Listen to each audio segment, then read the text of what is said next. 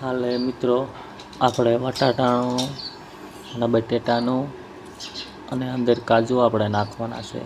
બટાટાની સાઈલ આપણે ઉતારી નાખી છે. હવે આપણે નાનું આપણે કટિંગ કરી નાખશું બટેટાનું.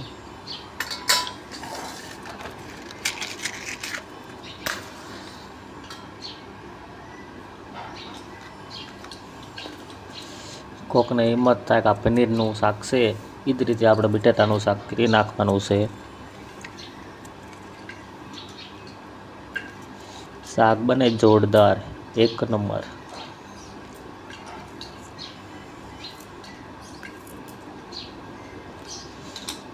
નાનું કટિંગ આપણે કરી નાખ્યું છે.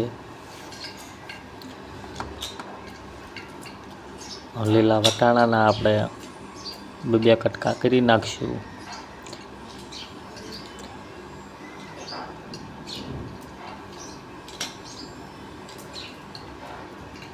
શાક કેવું બને છે એ મિત્રો કોમેન્ટ કરજો.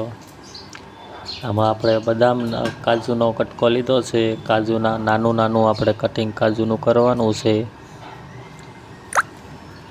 એમાં કંઈ પટ્ટીની જરૂર પડશે નહીં, એટલે આપણે હાથેથી નાનું કટિંગ આપણે કરી દેવામાં આવશે.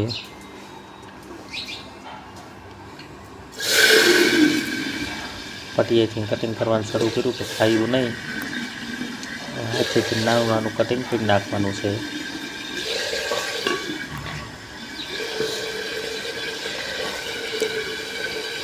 કાજુના ભાવ વધી ગયા છે, એટલે આપણે થોડુંક જ નાખવાનું થાય છે.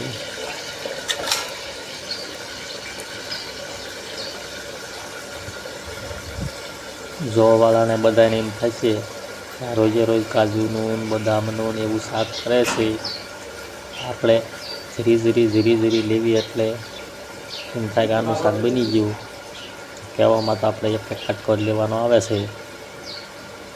સમસી કંઈક મેકી જાય છે હલાવવા માટે, સમસી કંઈક ગોતવી પડશે. પછી બધો આપણે વઘાર કરવામાં આવશે. જી આપણે વઘાર બધો કરવાનો છે. એ વઘાર આપણે અંદર નાખવામાં આવશે.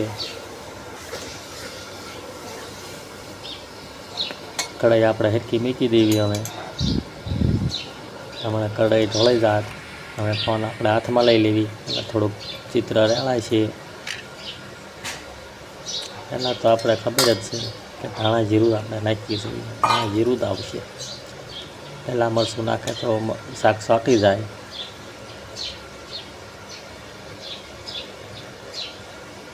એની પછી આપણે મીઠું નાખી દીધું.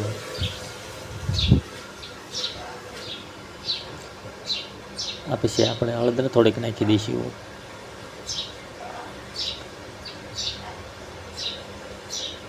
મરચું આપણે નાખ્યું છે લાલ હે કાશ્મીરી.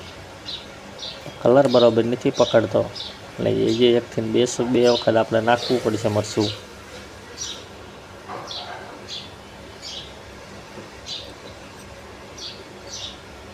પાણી આપણે મિક્સર અંદર કરવી તો જ કલર પકડશે.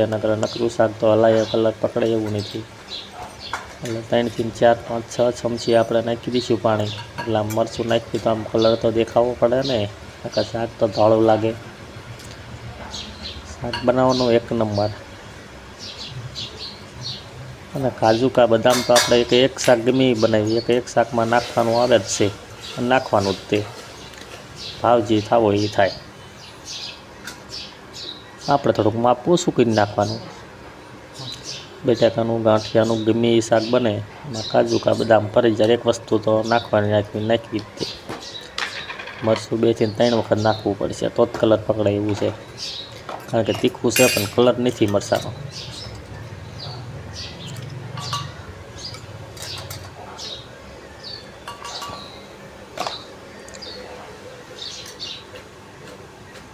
જે મિત્રો આપણે મરચું નાખવામાં આવે છે એ તો મેં ગમે કીધું કલર નહીં પકડે ત્યાં સુધી આપણે નાખવાનું આવે જ છે મરચું.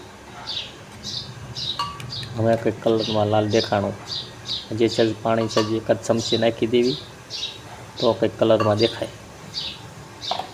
પાણી નાખી દીધું છે આપણે, હવે કલર દેખાય છે.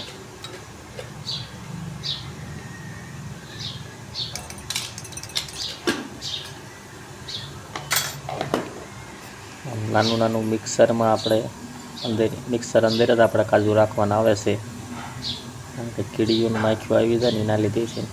રાખવાની તો આપણે ચોખાઈ જ તે ગમે તેમાં આપણે નાખીએ નહીં. એમાંય પાછું આપણને મૂળ ચડે તો એક કાજુ આખું મૂકી દેવી શાકમાં તે એમાં નાખ્યા પછી ચલે આપણે કાજુ અંદર શાકમાં મૂકી દેવાનું.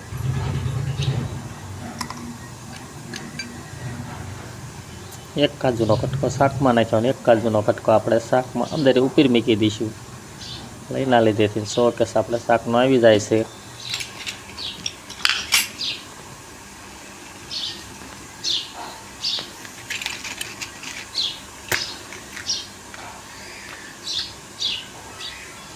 હવે શાકનો ઉઠાવ આવે તે મરચું બધું નાખ્યું એટલે શાક રેડી જ બને.